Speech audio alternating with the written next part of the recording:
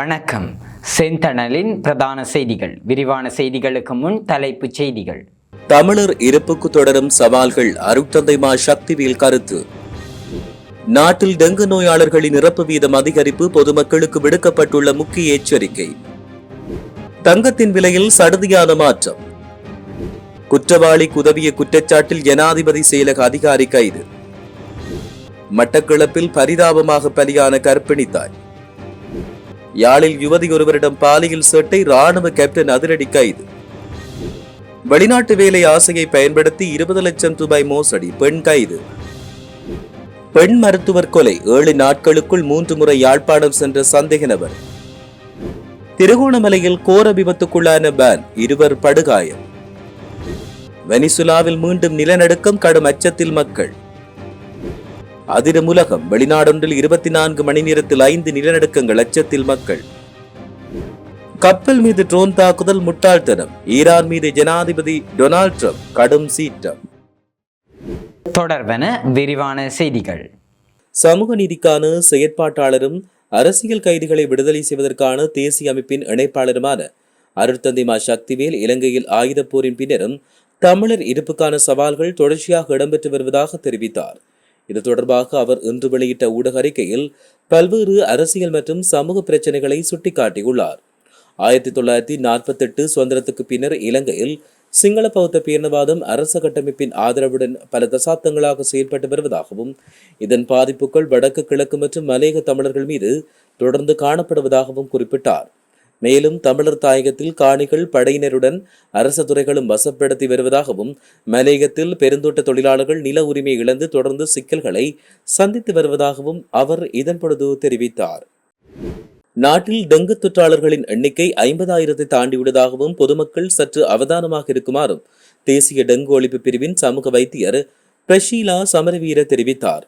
இதற்கமைய டெங்கு நோயால் பாதிக்கப்பட்டோரின் எண்ணிக்கை 50,459 தாண்டியுள்ளதாகவும் உயிரிழந்தோர் எண்ணிக்கை 30ஆகவும் அதிகரித்துள்ளது. தற்போது பதிவான எண்ணிக்கையில் எதிர்காலத்தில் அதிகரிப்பு ஏற்படும் வாய்ப்புள்ளதாக வைத்தியர்கள் அச்சம் வெளியிட்டுள்ளனர். இதன் காரணமாக தமது சுற்றுப்புறச் சூழலை முடிந்தளவு சுத்தமாக வைத்துக் கொள்வது தொடர்பில் பொதுமக்களுக்கு அறிவுறுத்தல் விடுக்கப்பட்டுள்ளதாக தெரிய வருகிறது. நாட்டில் இன்றைய தினம் தங்கத்தின் விலை அதிகரித்துள்ளதாக அகில இலங்கை நகை வியாபாரிகள் சங்கம் தெரிவிக்கிறது. அதன்படி 24 கரட் தங்க பவுன் ஒன்று 5,000 ரூபாவால் அதிகரித்துள்ளது. 24 கரட் தங்க பவுன் 3,86,000 ரூபாவாக விற்பனை செய்யப்படுகிறது. இதேவேளை 22 கரட் தங்கம் பவுன் ஒன்று 5,000 ரூபாவால் அதிகரிக்கப்பட்டு 3,56,200 ரூபாவாக விற்பனை செய்யப்பட்டு வருவதாக தெரிவிக்கப்படுகிறது. ஜனாதிபதி செயலகத்தின் நாடாளுமன்றம் மற்றும் அமைச்சரவை பிரிவின் சிரேஷ்ட உதவி செயலாளர் ஒருவர் கைது செய்யப்பட்டுள்ளார். இந்த கைது சம்பவம் நேற்று இடம்பெற்றது. குற்றவாளி ஒருவருக்கு போலி கடவுச்சீட்டை தயாரித்துக் கொடுத்ததாக கூறப்படும் சம்பவம் தொடர்பிலேயே அவர் கைது செய்யப்பட்டுள்ளார். குறித்த நபர் கண்டியில் வைத்து கைது செய்யப்பட்டுள்ளதாக காவல்துறையினர் தெரிவித்தனர். சம்பவம் தொடர்பான மேலதிக விசாரணைகளை காவல்துறையினர் மேற்கொண்டு வருவதாக தெரிவிக்கப்படுகிறது. மட்டக்களப்பில் கர்ப்பிணி தாய் ஒருவர் டெங்கு நுளம்பு காய்ச்சலால் சிகிச்சை பலனின்றி உயிரிழந்தார். வாழைச்சேனை பேத்தாளை பிரதேசத்தைச் சேர்ந்த நிறைமாத கர்ப்பிணியான 26 வயது பெண்ணொருவரே இவ்வாறு உயிரிழந்தார். மட்டக்களப்பு மாவட்டத்தில் இந்த வருடம் இடம்பெற்ற முதலாவது டெங்கு மரணம் இது என்று போதனா வைத்தியசாலையின் பணிப்பாளர் திருமதி கணேசலிங்கம் கலாரஞ்சனி தெரிவித்தார். குறித்த பெண் கடந்த 17ஆம் தேதி காய்ச்சல் காரணமாக வைத்தியசாலையில் அனுமதிக்கப்பட்டிருந்தார். அதன் பின்னர் அவர் 7ஆம் இலக்க விடுதியில் அனுமதிக்கப்பட்டு பரிசோதனையில் அவருக்கு டெங்கு காய்ச்சல் இருப்பது கண்டுபிடிக்கப்பட்ட பின்னர் 18ஆம் தேதி தீவிர சிகிச்சை பிரிவுக்கு மாற்றப்பட்டு வைத்திய நிபுணர்களால் சிகிச்சை அளிக்கப்பட்டு வந்த நிலையில் அவர் உயிரிழந்துள்ளதாக தெரிவிக்கப்பட்டுள்ளது. யாழ்ப்பாணத்தில் ஓடும் பேருந்துக்குள் யுவதி ஒருவரிடம் அங்க சேட்டை புரிந்த குற்றச்சாட்டில் ராணுவ கேப்டன் தர அதிகாரி ஒருவர் கைது செய்யப்பட்டுள்ளார். யாழ்ப்பாண நகர் பகுதியிலிருந்து பலாலி வீதியூடாக பலாலி நோக்கி சென்ற பேருந்தில் பயணித்த யுவதியிடம் ஒருவர் அங்க சேட்டை புரிந்துள்ளதாக தெரிவிக்கப்பட்டுள்ளது. இது தொடர்பில் பாதிக்கப்பட்ட யுவதி யாழ்ப்பாண காவல்துறைக்கு தொலைபேசி ஊடாக தகவல் வழங்கியதை அடுத்து விரைந்து செயற்பட்ட காவல்துறையினர் ஆரியகுளம் பகுதியில் வைத்து பேருந்தை வழிமறித்து குறித்த நபரை கைது செய்துள்ளதாக தெரிவிக்கப்பட்டுள்ளது.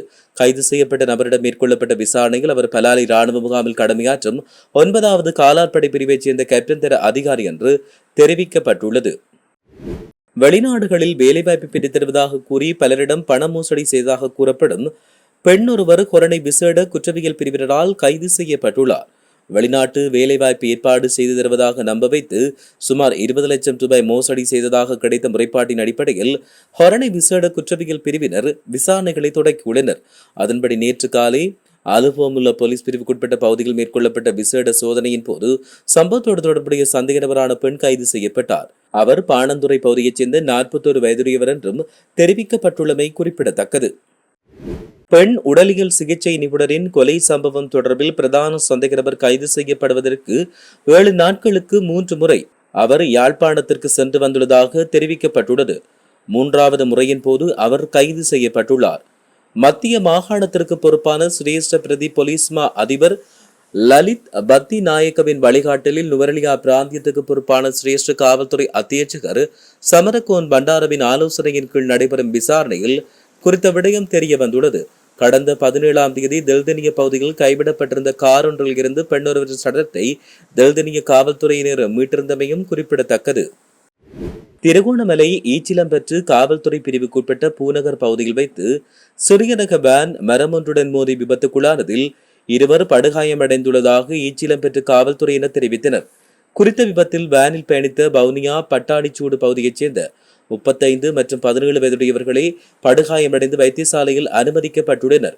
முன்னதாக ஈச்சிலம்பற்று வைத்தியசாலையில் அனுமதிக்கப்பட்ட அவர்கள் பின்னர் மேலதிக சிகிச்சைக்காக திருகோணமலை பொது வைத்தியசாலைக்கு மாற்றப்பட்டுள்ளதாக தெரிவிக்கப்படுகிறது. இனி சர்வதேச செய்திகள். வெனிசுலாவில் கடந்த வியாழக்கிழமை ஏற்பட்ட நிலநடுக்கத்தால் பெரும் சேதம் ஏற்பட்டு மக்கள் அவதியுறும் நிலையில் மீண்டும் அங்கு மற்றொரு நிலநடுக்கம் ஏற்பட்டுள்ளது. இந்த நில அதிர்வு டிக்டர் அளவுகோலில் 4.9 பதிவாகியுள்ளது. தலைநகர் கராகஸ் மற்றும் மராகாய் நகரங்களில் இந்த நிலநடுக்கம் உணரப்பட்டுள்ளது. இந்த நிலநடுக்கத்தால் பெரிய அளவில் பாதிப்பு ஏற்படவில்லை என்று தகவல் வெளியாகியுள்ளது. வெனிசுலாவின் வடக்கு பகுதியில் உள்ள மராகிய நகருக்கு வடமேற்கே 61 கிலோமீட்டர் தொலைவில் சமீபத்திய நிலநடுக்கம் ஏற்பட்டதாக தெரிவிக்கப்படுகிறது. சக்தி வாய்ந்த நிலநடுக்கங்களுக்கு பின்னர் தொடர்ந்து நிலநடுக்கம் ஏற்பட்டதால் அந்த பகுதியில் மக்கள் மத்தியில் அச்சநிலை தோன்றியுள்ளதாக தெரிவிக்கப்பட்டுள்ளமையும் குறிப்பிடத்தக்கது. பாகிஸ்தானில் கடந்த 24 மணி நேரத்தில் அடுத்தடுத்து 5 முறை நிலநடுக்கம் ஏற்பட்டதாக சர்வதேச ஊடகங்கள் செய்தி வெளியிட்டுள்ளன. பாரிய சேதங்கள் அல்லது உயிரிழப்புகள் குறித்து உடனடி அறிக்கைகள் எதுவும் இல்லை என்றாலும் அடுத்தடுத்து ஏற்பட்ட நில அதிர்வால் பாகிஸ்தான் மக்கள் அச்சமடைந்துள்ளனர். இந்நிலையில் இன்று காலை 6:15 மணியளவில் மீண்டும் டிக்டர் அளவுகோலின் 4.3 டிக்டராக நிலநடுக்கம் ஏற்பட்டுள்ளதாக தேசிய நில அதிர்வு ஆய்வு மையம் தெரிவித்துள்ளது. எவலவுலி என்ற வணிக கப்பல் மீது ஈரான் ஆளில்லா ட்ரோன் தாக்குதல் நடத்தியமைக்கு அமெரிக்க ஜனாதிபதி டொனால்ட் ட்ரம்ப் கடுமையான விமர்சனத்தை முன்வைத்துள்ளார். இந்த தாக்குதல் அமெரிக்காவுடன் மேற்கொள்ளப்பட்ட போர் நிறுத்த ஒப்பந்தத்தின் முட்டாள்தனமான மீறல் என்று ட்ரம்ப் கண்டித்துள்ளார். ஹார்முஸ் நீரிணையில் சென்று கொண்டிருந்த எவலவுலி கப்பலின் மேல்தளத்தில் ஈரானோவிய ஆளில்லா ட்ரோன் தாக்கியதில் சேதம் ஏற்படுத்தப்பட்டுள்ளது. ஈரான் மொத்தம் 4 ஆளில்லா ட்ரோன்களை ஏவியதாகவும் அதில் 3ஐ அமெரிக்க படைகள் சுட்டு வீழ்த்தியதாகவும் சர்வதேச ஊடகங்கள் செய்தி வெளியிட்டுள்ளன. இத்துடன் செய்திகள் நிறைவடைகின்றன. வணக்கம்.